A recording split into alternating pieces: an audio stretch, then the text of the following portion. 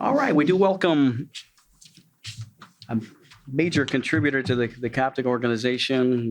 He has wrote the book Choose to Believe, as you delve into your belief system and changing your focus on your life for it to be better. And now it's to look into your harmonies within yourself in the midst of harmonic prayer is tonight's workshop. It's our once-a-month feature with a workshop here at the Coptic Center Sunday evening experience, and we welcome Alan Tutt, thanking him for his contributions on the videography that he does on these Sunday nights that are posted on the Coptic Center website through YouTube, our YouTube page. Feel free to look at well over 80 videos that are on file right now at thecopticcenter.org and the YouTube link that we have there. So once again, we do have Alan Tutt. Harmonic Prayer is the workshop tonight, and more on that with him right now. Please welcome Alan. Yeah. Thanks a lot. Okay. I am so happy to see everyone here. This is going to be a magical time for all of us, myself included. As you may or may not know, tonight's presentation is a preview of the full workshop that I'll be doing this coming Saturday, June 30th, here at the Coptic Center, starting at 1 o'clock, going till about 6. And basically, all I'm really saying is if you like tonight's presentation, you'll definitely want to come back Saturday because we'll be going into a lot more depth there than what I have time for today. But before I begin, I want to make sure that everyone here understands where the information came from that I'm sharing with you tonight and what makes this material as powerful as it is. Way back in ancient times, when I was just a kid, I became fascinated with the ideas of magic and miracles. And so I began what has become a lifelong quest to figure out what I need to do to perform those magic and miracles in my own life. I started with the Christian Bible, and there's a lot of great information there, especially on the power of faith. But I knew too many people who prayed and prayed and prayed without getting any results whatsoever. So I had my doubts. From there, I moved on to studying mysticism and the occult, and that journey took me many different places, but never brought me any closer to the magic and miracles I was looking for. The same was true when I studied shamanism and other old religions. Lots of great possibilities, but I never got any real tangible results. My first real tangible results came one winter morning when I stumbled into a bookstore after having walked the streets all night. This is when I had hit bottom and became homeless. Some of you already know the story. As I stood there in the bookstore, hang on, I skipped one thing. That morning, I picked up a book by Joseph Murphy called The Miracle of Mind Dynamics. The cover of that book promised a simple 4-step, 60-second action plan, which is very similar to the process we'll be talking about here tonight. Again, some of you already know the story. As I stood there in the bookstore following those 4 steps, I imagined that I had enough money to rent a place to stay and get the food that I needed. I felt a sense of joy welling up within me as I imagined the cash in hand. By the end of the day, I had received enough money to rent a room for a week and get a first decent meal I'd had in days, and a little left over. The next day, I went back to the bookstore, bought that book, and a few others. What I had discovered was a process called affirmative prayer as taught by the New Thought movement. What most people don't know, though, the follow-up to that story, is that the week after, I tried to duplicate that experience, but couldn't. I did experience a few other magical results, but I didn't manifest any more money. Even so, I knew I was onto something. And so I started another process of experimentation that took a number of years in which I was testing out a lot of different ideas, a lot of different variations on those ideas, a lot of different combinations and permutations of those ideas, all trying to figure out what happened in that bookstore and how could I duplicate that experience anytime I wanted. Since that time, I have been able to do a number of things which fall into the magic and miracles category. The flyer that I set up for tonight's workshop and the workshop next week lists a few of those things that I've been able to accomplish that can only be described in this way because there's no physical direct involvement on many of those.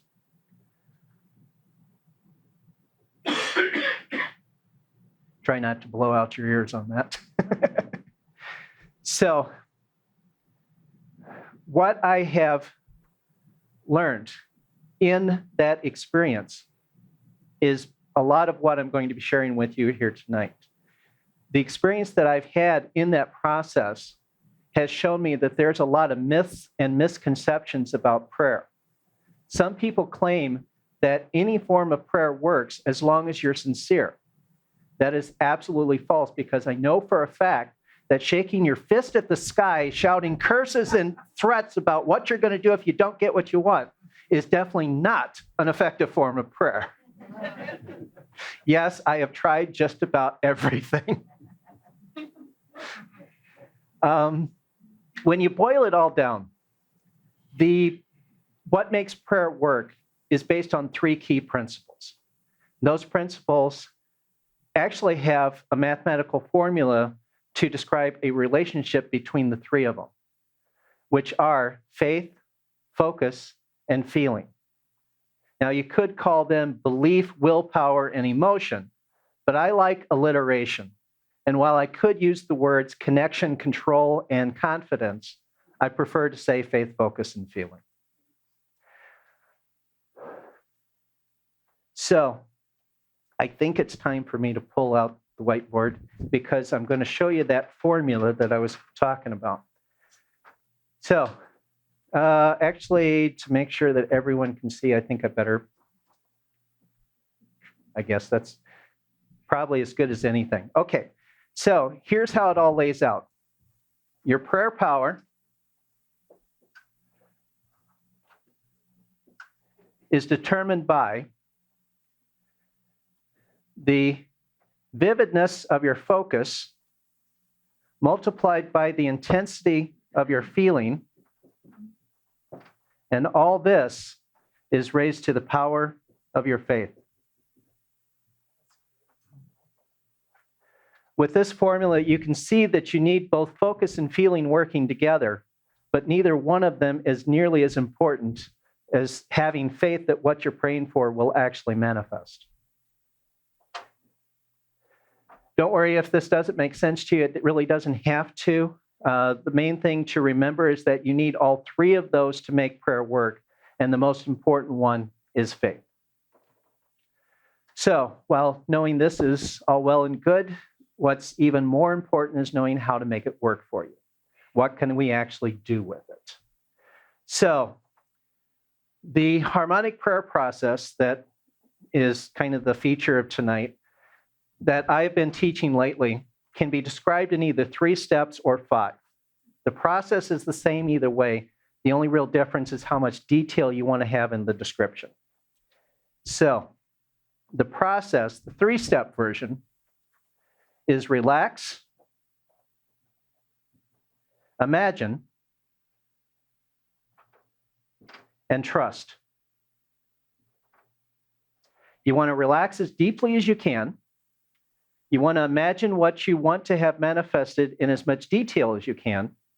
And you want to trust that the process has worked so that you can expect to see results soon. I've taught this process to my email subscribers for a couple of years, and people do get results with it. However, lately I've been including a couple more steps because I feel it helps improve the flow. So the 5-step version starts out relax, with a second step of indulge.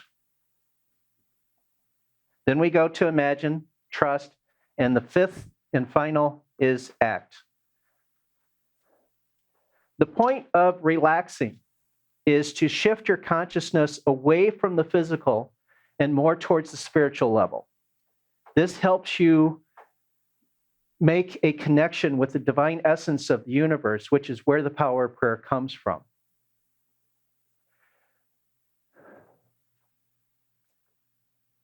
Okay. We can intensify that connection by indulging our emotions with the emotions of love, gratitude, joy, and even sensual pleasures, such as what you feel when you're eating a delicious dessert, or sitting by a fire in the winter, or sitting on the beach in the summer. When we indulge our emotions, we shift ourselves into a harmonic resonance with the divine, and that makes a stronger connection. And that stronger connection helps us become better and get better results with our prayers. So the first two steps are essentially the feeling aspect of the formula I just gave you. The imagine step, when we imagine the things that we would like to have manifest in as much detail as we can, as if they're happening right here, right now, serves to communicate our prayer to the divine, which then directs universal forces to manifest it for us. This is where most people have it completely wrong about prayer. Prayer is not about words. Words are fine to help you define what you're asking for, but it's what happens inside your imagination that gets communicated to the divine. Is faith an emotion? Faith can be described as an emotion, but I am talking about it as a separate thing here. It can be. You can call it an emotion. I'm listing it as something a little bit different. That's kind of in the trust step down there with the process. Would you call that faith then a level of consciousness more than a feeling? It could be. It could be. My own personal idea is that faith is a set of beliefs, which is a thought pattern or a thought construct within your mind. So I see it a little bit differently, but yes, it can be described as a feeling or a level of consciousness. So those are both completely valid. So I was just talking about how words are not the essence of prayer. What prayer is based on is what happens within our mind when we are connected with the divine essence. And the fact that it's what happens inside of our imagination that gets communicated to the divine rather than our words. This is why some people can use the most positive words possible and still end up with a negative result.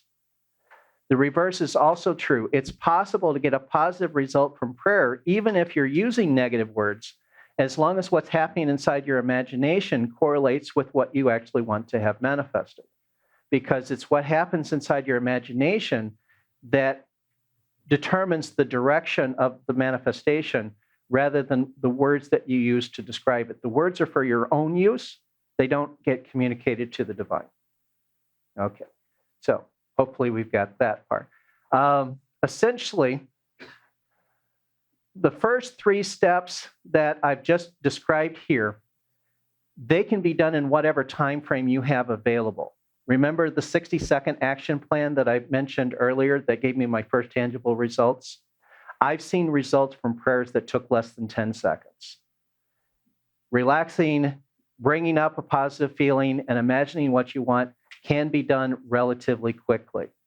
But it's also important to remember, we're not in a race. It doesn't have to be done quickly. You can take as much time as you want with all of these steps and enjoy the process.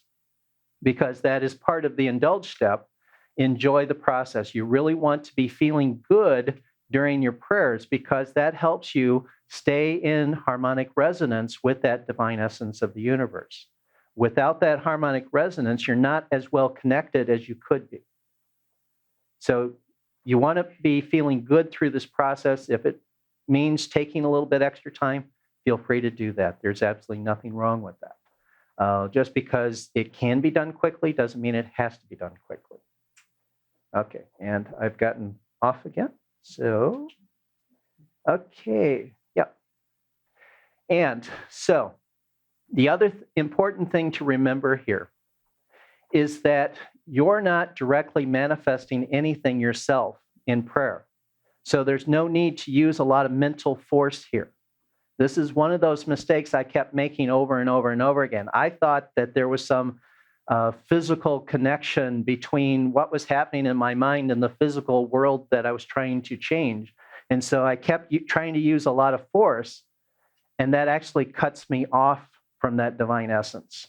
So you don't want to use a lot of mental force in your prayers, because that can actually backfire from you. The other thing to, let's see here. Yeah.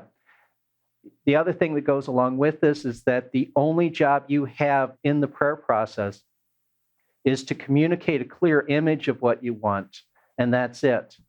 The divine essence of the universe takes care of the rest for you.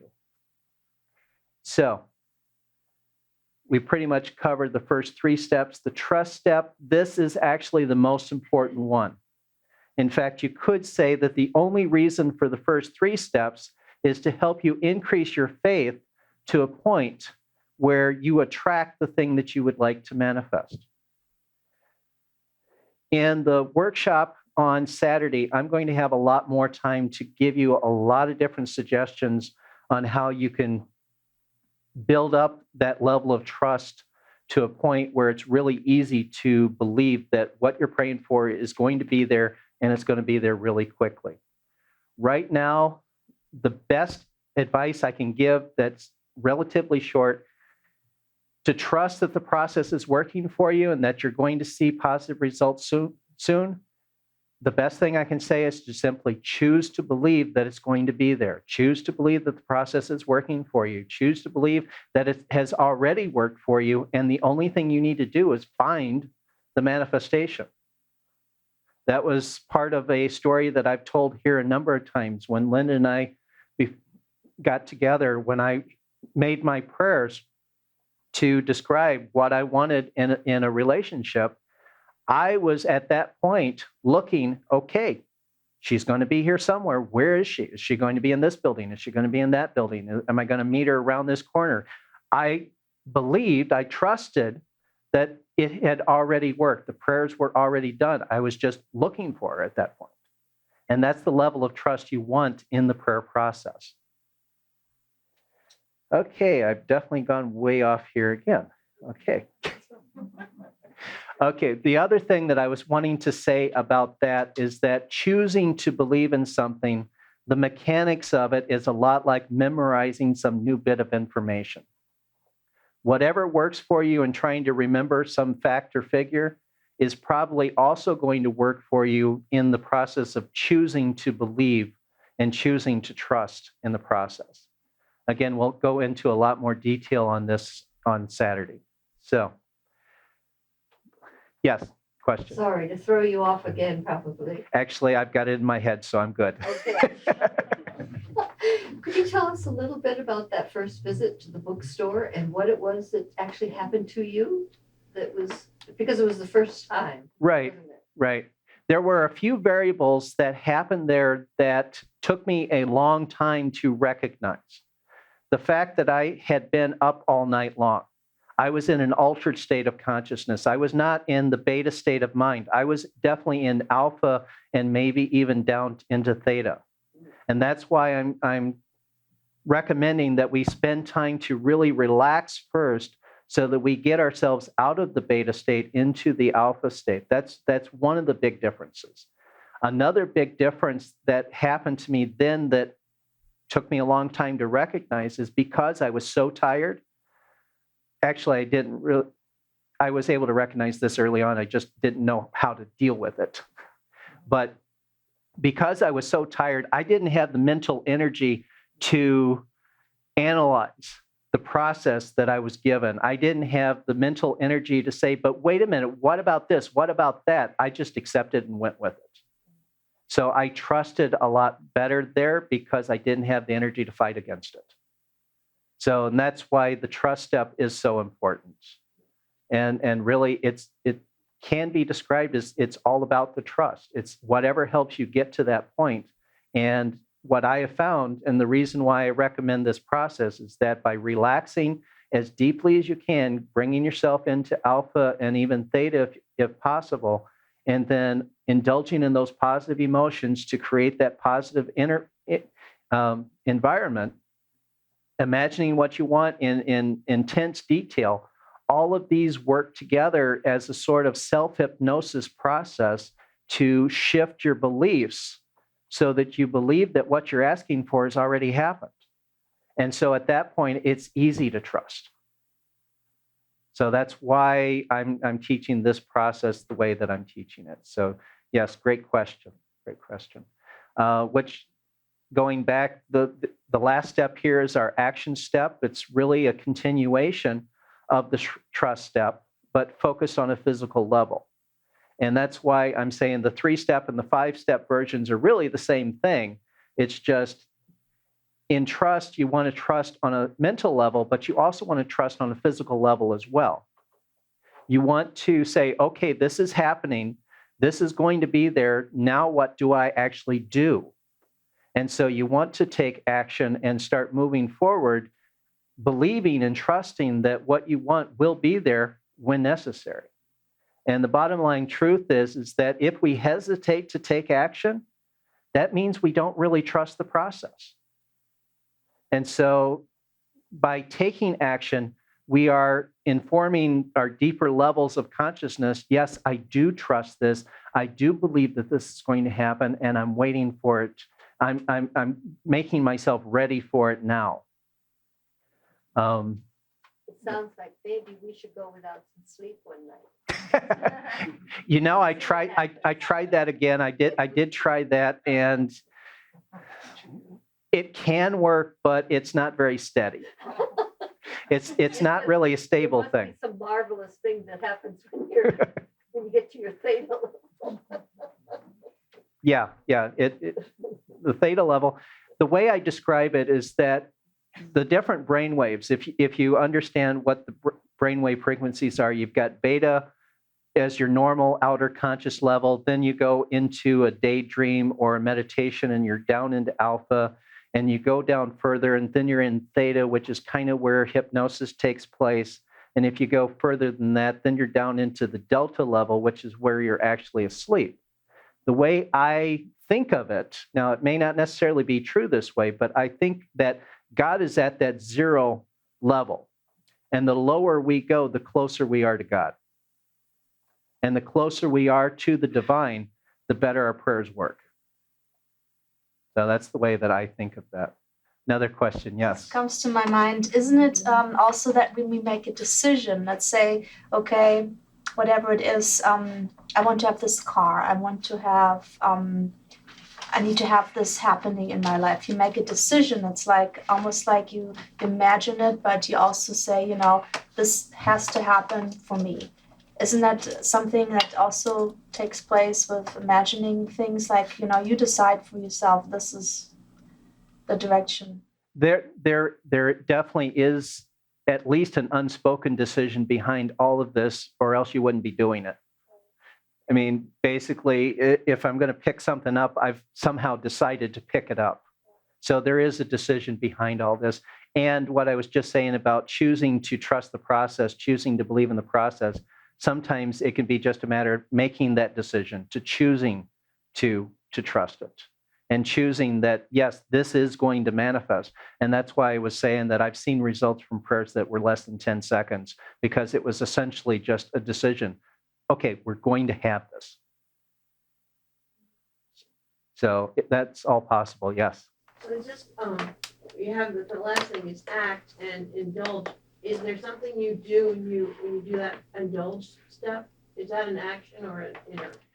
It's more inner, but the thing that we're also going to be doing more on Saturday, I wasn't really going to cover it too much today, is that one of the ways that we can train ourselves is to actually do a physical indulgence, really focus our minds in that experience and memorize that experience in every detail, so that when we do it on a mental level, more detail comes into that mental imaginary experience. And so we're able to bring more of that indulgence into that inner work. So yes, you can do it on a physical level and then bring that into the mental level to make it even more powerful. But what you indulge in, how does it relate to your what you're focusing on, what you're...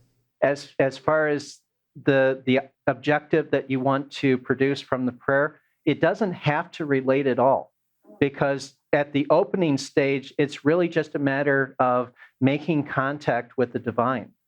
And so anything positive will help you make that connection.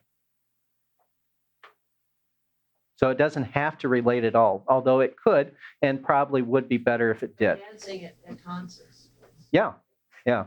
In fact, dancing is something that I'm going to be mentioning later. Yes, Alex. Yeah, one thing that I'm aware of is our deep subconscious belief. Like, for instance, when Linda gave her wonderful talk on money last week, and she was open and honest and vulnerable by saying, if I thought of, I'd like to have $1 million, but I don't really believe that. This is what I was hearing. Then how do you deal with that deep belief? Okay. Actually, that's one of the reasons why I've shifted away from a lot of what I was teaching in the Choose to Believe material into the Harmonic Prayer material, because as far as, again, going into that self-hypnotic state, by putting yourself down into your deep inner level and opening yourself up and imagining in very, very rich detail, you are shifting all of those beliefs to more accept the thing that you actually want to have manifest. So it's something that can be developed depending on how much of a difference it is from where you are now. I mean, something that's just an easy step is going to happen really quickly, but something that's a stretch might take you a few days, a few weeks, a few months, maybe even a few years, depending on how big of a stretch it is for you. Basically, what I'm sharing here is what I've learned to be the quickest way, but it's not always instant, especially if there is something that's a big stretch for you. Okay, I saw another hand back here.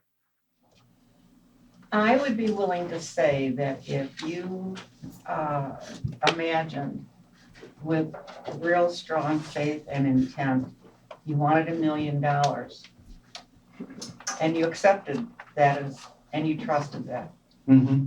If you were given $900,000, I'd say that was a good prayer. Oh, yeah. Oh, yeah. It wasn't $1 million, but it was pretty darn close. Right.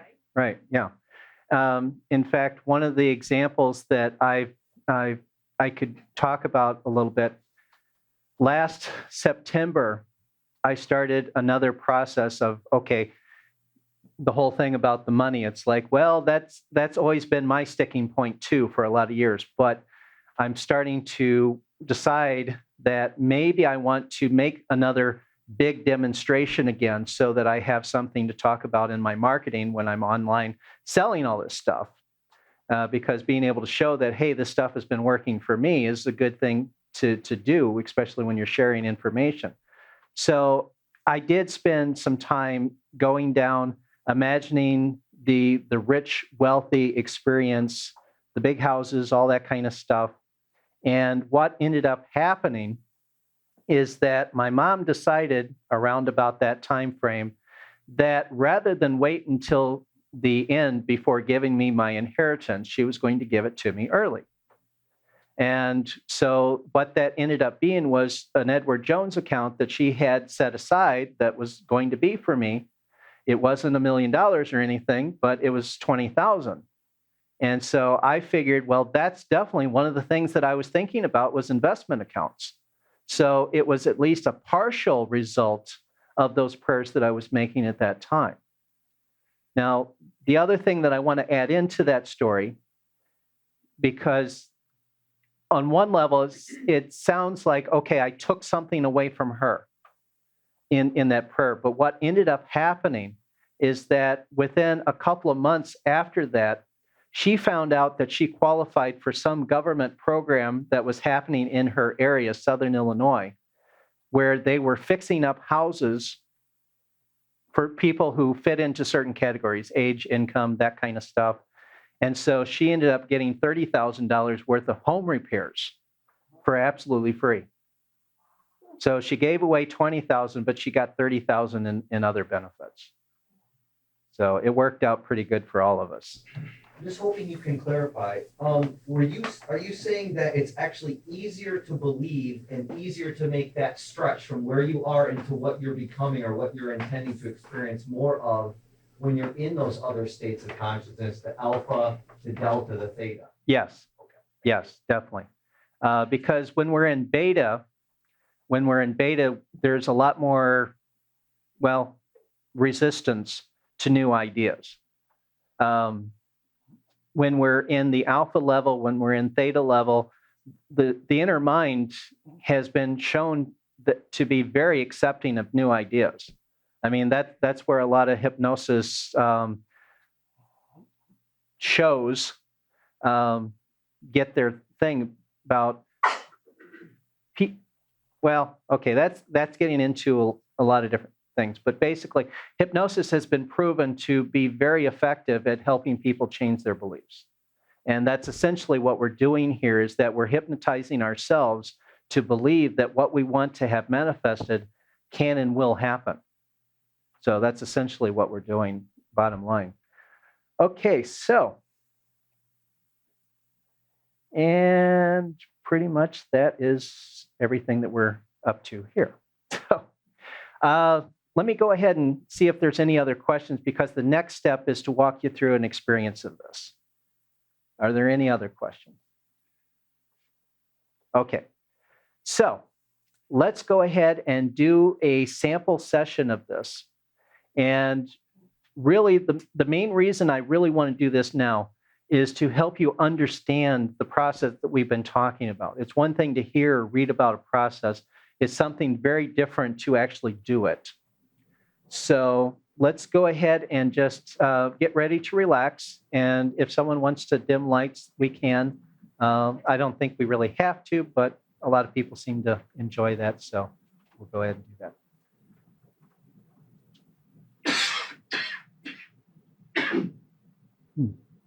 I'm not used to talking this much. Okay, so we're going to go ahead and relax. So go ahead and just get comfortable. If you need to stretch, go ahead and stretch. If you need to move around, set your feet where they're most comfortable, set your hands where they're most comfortable. And we'll take a deep breath and let it out slowly. And then we'll take another deep breath. And again, slowly release and relax. Good. As much as you can, imagine that your body is falling asleep, but your mind is remaining alert and active.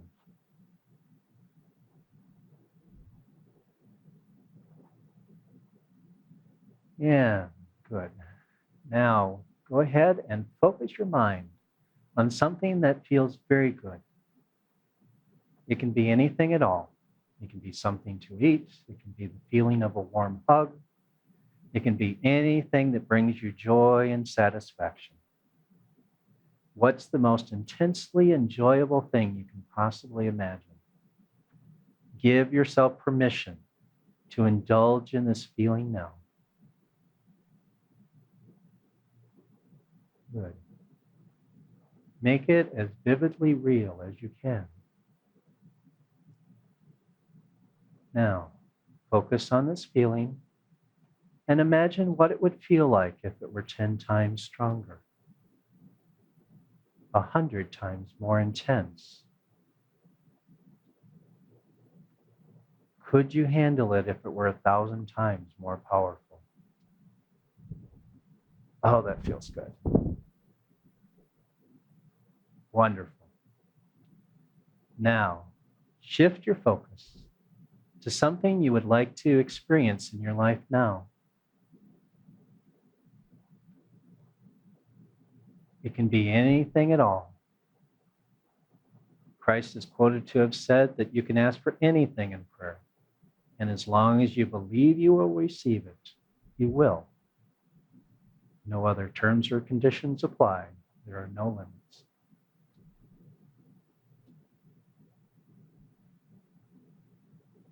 Imagine that the thing that you would like to have manifested is happening right here, right now, and you are in the middle of it.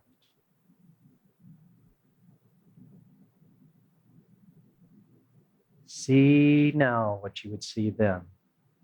Hear now what you would hear in that situation. Feel it as if it's happening right now.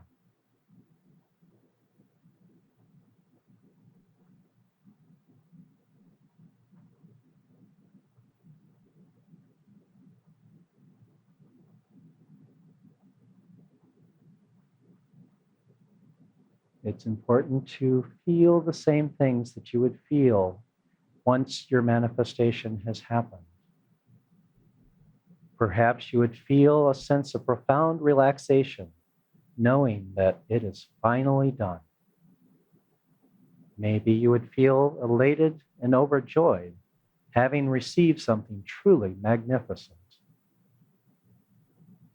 Maybe you would feel a sense of accomplishment, knowing that you made it happen.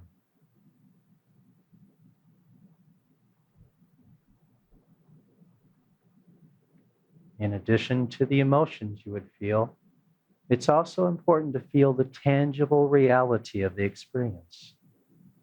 As an example, if you wanted to manifest a new car, feel the steering wheel in your hands. Feel the vibration of the tires against the road. If you would like to experience better health, imagine that you are now doing something that you could not do before. And notice the feeling of your body as you move through the experience.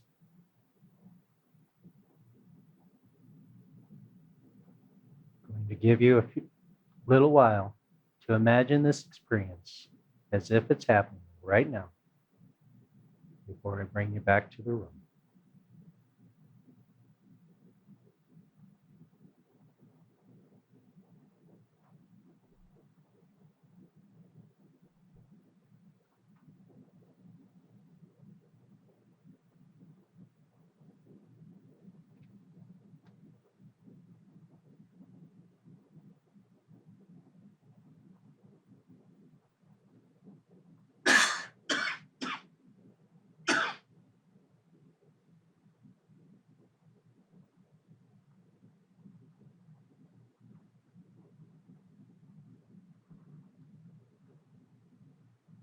What a wonderful sensation.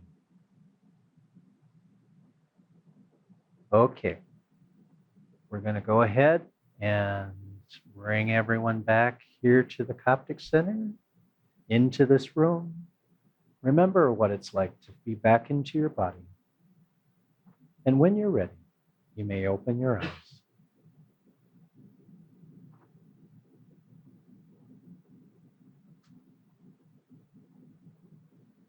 And from this point, the only two things left to do is to trust that what you have done has already produced a result. And then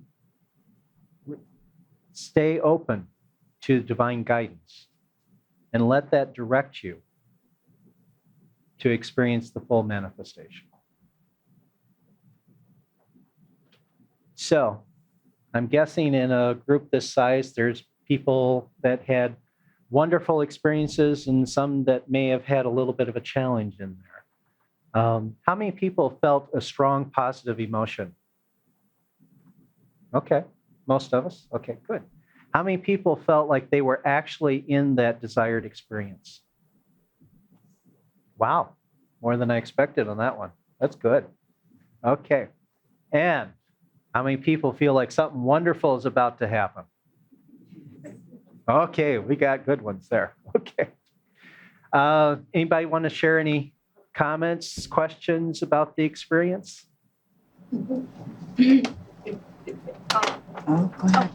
Just generally, it's almost like when your desire is so strong for something, you know, you just, like I said, the decision making and imagination. It's like when you watch a movie, you're in this movie sometimes. You imagine it, you feel it, you know. Same thing with your imagination. You can go there, and the desire is so strong.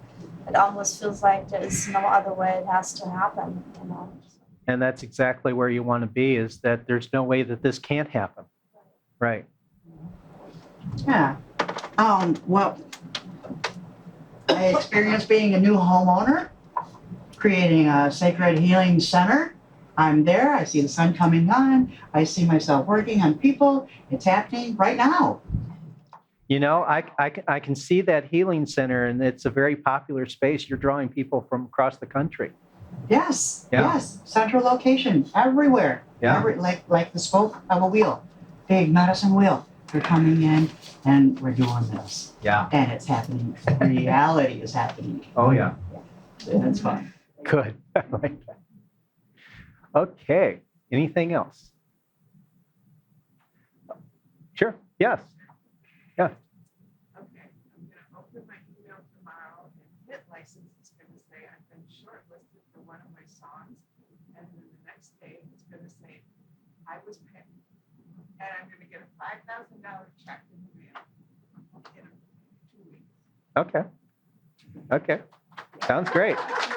Yeah. Okay. Yes. Well, I have a 50th class reunion coming up with a group of people that I grew up with from kindergarten through 12th grade. And most of us have not seen each other since we graduated from high school. Okay. And what I was imagining was joy, warmth, love, acceptance, and not all of the crud that often would go on the power plays and all of growing up together.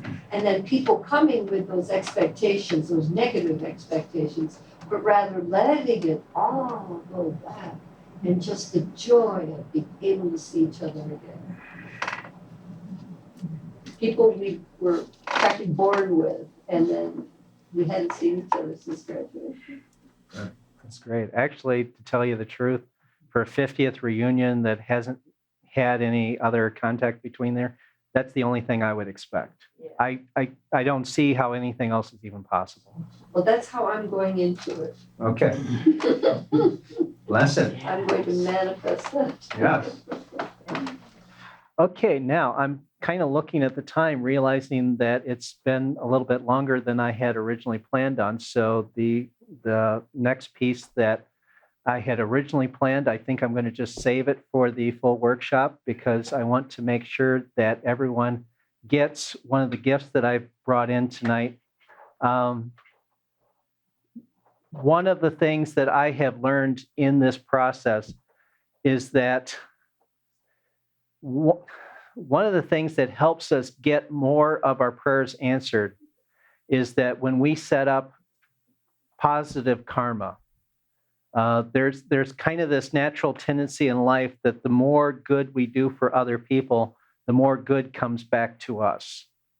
And so one of the things that I like to do is anytime I'm doing one of these workshops is I bring in a little gift for everyone.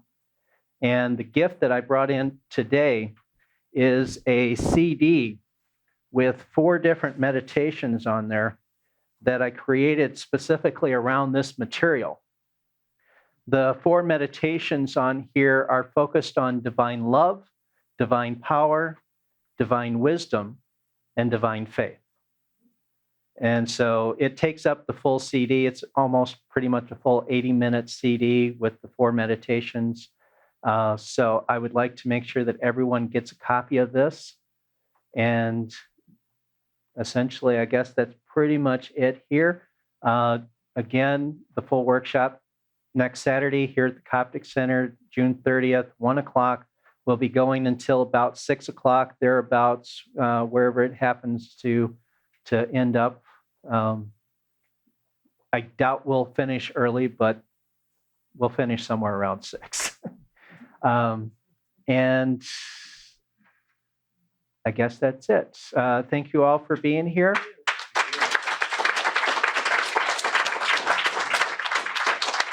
And I pray that each and every one of you be divinely blessed now and always.